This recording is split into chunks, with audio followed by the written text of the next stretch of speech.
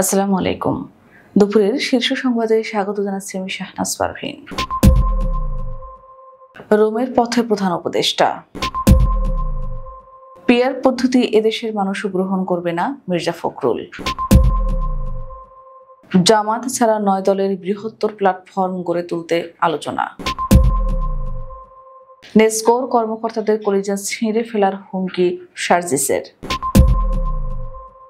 সেনাবাহিনীকে নিয়ে বাংলাদেশের জনগণ গর্বিত থাকতে চান জামায়াত আমির। জনপ্রশাসন মন্ত্রণালয়ের নতুন সচিব এহসানুল হক। হজ নিবন্ধন শেষ হচ্ছে আজ, 1 লাখেরও বেশি কোটা এখনো খালি। এমপিওভুক্ত শিক্ষকদের আন্দোলনে অচল প্রেস ক্লাবের সামনের সড়ক। ময়মনসিংহ বিভাগের সাথে সারা দেশের বাস চলাচল বন্ধ। একটি হত্যা মামলা 35 বছর পরে হঠাৎ করে গুরুত্বপূর্ণ হয়ে উঠল প্রশাসনে। হৃদয় বিতরক ঘটনা, অভাবের চাপ সামলাতে সন্তানের দাম বসল বাজারে। গাজীপুরে মধ্যরাতে আগুনে পুড়ল 16 দোকান। জাতীয় পতাকার দণ্ডে জুতা উত্তোলনের ভিডিও ভাইরাল, যুবক আটক। এবং গাজা পুনর্গঠনে কেটে যাবে কয়েক প্রজন্ম, জাতিসংঘের বিশেষজ্ঞ। শুনছিলেন শিরোনাম, এবার বিস্তারিত। ওয়ার্ল্ড ফুড ফোরামের ফ্ল্যাগশিপ ইভেন্টে যোগ দিতে প্রধান উপদেষ্টা অধ্যাপক মোহাম্মদ ইউনূস ইতালির রোমের উদ্দেশ্যে রওনা হয়েছেন। রোববার সকাল 11:30টায় প্রধান উপদেষ্টা ও তার সফর সঙ্গীদের বহনকারী বাংলাদেশ বিমানের একটি ফ্লাইট হযরত শাহজালাল আন্তর্জাতিক বিমানবন্দর থেকে রোমের উদ্দেশ্যে উড়াল দেয়। সফরসূচি অনুযায়ী অধ্যাপক ইউনূস ফোরামের মূল অধিবেশনে আমন্ত্রিত অতিথি হিসেবে ভাষণ দেবেন। পাশাপাশি তিনি ইতালির প্রধানমন্ত্রী জর্জিয়া মেলোনি ও বিভিন্ন আন্তর্জাতিক সংস্থার প্রধানের সঙ্গে বৈঠক করবেন।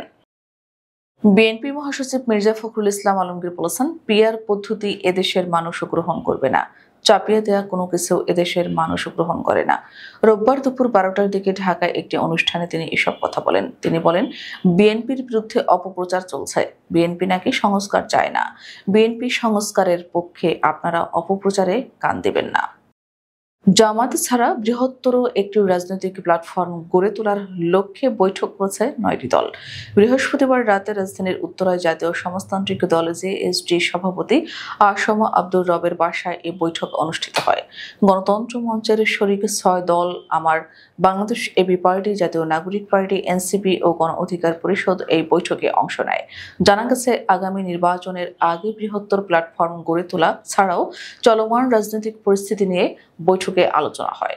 ভোটের সম্ভাবনা, দলগুলোর আসন সমঝোতা নিয়েও আলোচনা হয়। তবে এক্ষেত্রে গণতন্ত্র মঞ্চ নিজেদের জোটগত বৈঠকে এ বিষয়ে সিদ্ধান্ত নেওয়া হবে বলে জানায়। বৈঠকে গণতন্ত্র মঞ্চের এক নেতা জানান, তারা যেহেতু বিএনপির সঙ্গে 31 দফার ভিত্তিতে যুগপথভাবে ছিলেন, এখনো তারা বিএনপির সঙ্গে থেকে আগামী নির্বাচনে অংশগ্রহণ করতে চান। তাই বৃহত্তর প্ল্যাটফর্মের বিষয়ে আরও আলাপ আলোচনার প্রয়োজন।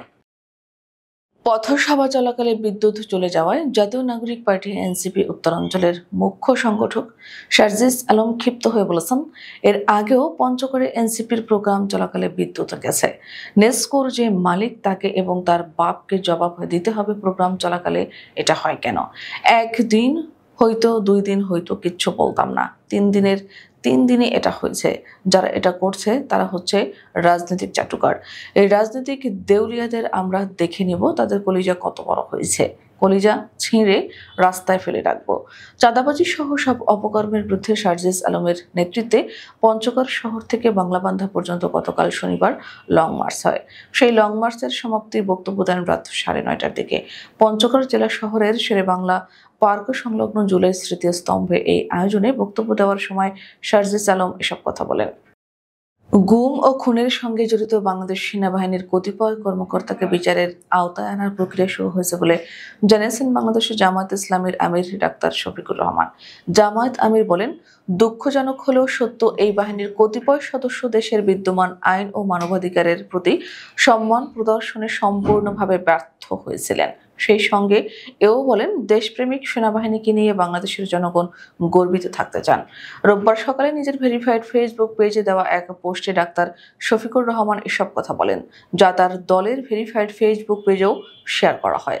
জুলাই আন্দোলনের প্রেক্ষাপট তুলে ধরে জামায়াত আমির তার পোস্টে বলেন, ফ্যাসিস্ট সরকারের প্রচারণায় প্রতিপক্ষ নিধনের এজেন্ডা বাস্তবায়নে সংশ্লিষ্ট ব্যক্তিরা ছিলেন অন্ধ সহযোগী। ফলে গুম এবং খুনের একটি ভীতিকর পরিবেশ দেশে সৃষ্টি হয়েছিল, যা একটি জাতির জন্য খুবই দুর্ভাগ্যের বিষয়। জনপ্রশাসন মন্ত্রণালয়ের নতুন সচিব হিসেবে নিয়োগ পেয়েছেন মোহাম্মদ এহসানুল হক। তিনি বর্তমানে সড়ক পরিবহন ও মহাসড়ক বিভাগের সিনিয়র সচিব পদে চুক্তিভিত্তিতে কর্মরত ছিলেন। রোববার জনপ্রশাসন মন্ত্রণালয়ের উনি এ শাখার সিনিয়র সহকারী সচিব সামিউল আমিনের স্বাক্ষরে এ সংক্রান্ত প্রজ্ঞাপন জারি হয়। প্রজ্ঞাপনে বলা হয়, সড়ক পরিবহন ও মহাসড়ক বিভাগের সিনিয়র সচিব পদ থেকে তাকে জনপ্রশাসন মন্ত্রণালয়ের সিনিয়র সচিব পদে নিয়োগ দেওয়া হয়েছে। উল্লেখ্য, ব্যাপক অনিয়ম ও দুর্নীতির অভিযোগে গত 21 সেপ্টেম্বর মোখলেসুর রহমানকে সচিব পদ থেকে সরিয়ে দেওয়া হয়। এরপর থেকে এই গুরুত্বপূর্ণ পদটি দখলে নিতে তীব্র লবিং শুরু হয়। জামায়াতপন্থী একটি গ্রুপ ও মন্ত্রী পরিষদ সচিব ডক্টর শেখ আব্দুর রশিদের নেতৃত্বে তদবির চালিয়ে আগের প্রস্তাবিত প্রার্থীকে আটকে দেয়। নানা তদবির পাল্টা তদবিরের পর অবশেষে 82 ব্যাচের কর্মকর্তা মোহাম্মদ এহসানুল হক এই পদে নিয়োগ পেলেন। চলতি বছরের হজ নিবন্ধনের সময়সীমা শেষ হচ্ছে আজ রোববার, তবে প্রত্যাশিত সাড়া মিলছে না। এ পর্যন্ত মাত্র 22,017 জন নিবন্ধন করেছেন, যেখানে বাংলাদেশের কোটা 1,27,198 জন। ধর্ম মন্ত্রণালয়ের তথ্য মতে সরকারি ব্যবস্থায় নিবন্ধন করেছেন 2,912 জন এবং বেসরকারি ব্যবস্থায় 19,105 জন। নিবন্ধন বাড়াতে মন্ত্রণালয় হজ এজেন্সিগুলোকে তাগিদ দিয়েছে। প্রতিটি এজেন্সিকে অন্তত 46 জন হজযাত্রী নিবন্ধনের নির্দেশ দেওয়া হয়েছে। 329টি এজেন্সি এখনো কোনো নিবন্ধন করেনি। হাবের মহাসচিবের মতে, অনেকে উমরাহ পালন করায় এবার হজে আগ্রহ কম। শিক্ষা উপদেষ্টার প্রতিশ্রুতি অনুযায়ী এমপিওভুক্ত শিক্ষক ও কর্মচারীদের জন্য 20% বাড়ি ভাড়া, 1,500 টাকা মেডিকেল ভাতা এবং কর্মচারীদের জন্য 75% উৎসব ভাতার প্রজ্ঞাপন জারির দাবিতে লাগাতার অবস্থান কর্মসূচিতে নেমেছে এমপিওভুক্ত শিক্ষা জাতীয়করণ প্রত্যাশী জোট। রোববার সকাল 10টার পর জাতীয় প্রেস ক্লাবের সামনের সড়কে এই অবস্থান শুরু করেন শিক্ষকরা। সারা দেশ থেকে আসা ব্যাপক সংখ্যক শিক্ষকের অবস্থানের কারণে ওই সড়কে যান চলাচল বন্ধ হয়ে যায়। এছাড়া জাতীয় প্রেস ক্লাব, সচিবালয় ও মেট্রো রেলের প্রবেশ পথে সাধারণ মানুষের চলাচল চরমভাবে বিঘ্ন হচ্ছে। শ্রমিক গ্রেপ্তার ও বাস বন্ধের সিদ্ধান্তের প্রতিবাদে দ্বিতীয় দিনের মতো ময়মনসিংহের 4 জেলা থেকে ঢাকাগামী বাস সহ সব ধরনের যান চলাচল বন্ধ রয়েছে। অনির্দিষ্টকালের এ ধর্মঘটে চরম ভোগান্তিতে পড়েছেন যাত্রীরা। অনেকে আগে থেকে টিকিট কেটে রেখেছিলেন, কিন্তু বাস না চলায় বিকল্প ব্যবস্থা খুঁজে ফিরছেন তারা। অনেকেই ভোরে বাস স্ট্যান্ডে এসে বাস না পেয়ে ক্ষোভ প্রকাশ করেছেন। রোববার ভোর 6টা থেকে বন্ধ রয়েছে ময়মনসিংহ হয়ে ঢাকাগামী শেরপুর, জামালপুর, নেত্রকোনা, কিশোরগঞ্জ সহ 5 জেলার বাসও। পুলিশে জানায়, হালুয়াঘাটের জুলাই যোদ্ধা আবু রায়হান শুক্রবার রাতে বাসে ওঠার সময় পরিবহন শ্রমিক অরুণ ঝন্টুর শরীরে ধাক্কা লাগে। এই ঘটনায় নিজেকে জুলাই যোদ্ধা পরিচয় দিয়ে রায়হান একাধিকবার দুঃখ প্রকাশ করার পরেও অরুণ ঝন্টু তার প্রতি অশালীন আচরণ ও কটূক্তি করে বাস থেকে নামিয়ে দেন। 1989 সালে জাহাঙ্গীরনগর বিশ্ববিদ্যালয় ইসলামী ছাত্র শিবির ও ছাত্রদলের সংঘর্ষে ছাত্রদল নেতা কবির নিহত হন। আহত হন অর্ধ শতাধিক শিক্ষার্থী।